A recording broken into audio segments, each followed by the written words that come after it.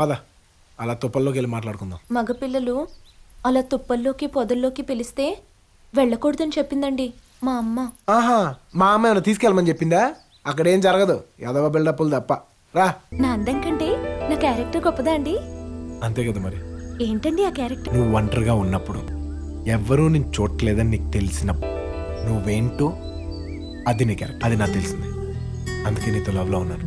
మరి మీ క్యారెక్టర్ నాకెలా తెలుస్తుందండి? మీరేం చేస్తారు ఒంటరిగా ఉన్నప్పుడు? చెప్పేస్తారు మరి. గెస్ కొట్టు. ఏమో, గుడ్డలిప్పి తిరుగుతానేమో, బ్లూ ఫిల్మ్లు చూస్తానేమో, ఎవరు తెలుసు. అలాంటి టైంలోనే మనలోంచి ఒక అపరిచితుడు బయటకు వస్తాడు.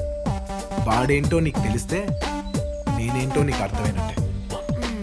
ఎంతసేపు తుప్పల్లో ఉన్నావు, ఏమైనా జరిగిందా?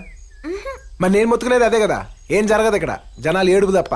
అందుకే కుర్రోళ్ళు ఎప్పుడైనా తుప్పల్లోకి పిలిస్తే వెళ్ళండి అమ్మా ప్లీజ్. మా ప్రాబ్లమ్స్ మీకు అర్థం కావు, అసలే ప్లేస్ ఇలా చచ్చిపోతున్నాం ప్లీజ్.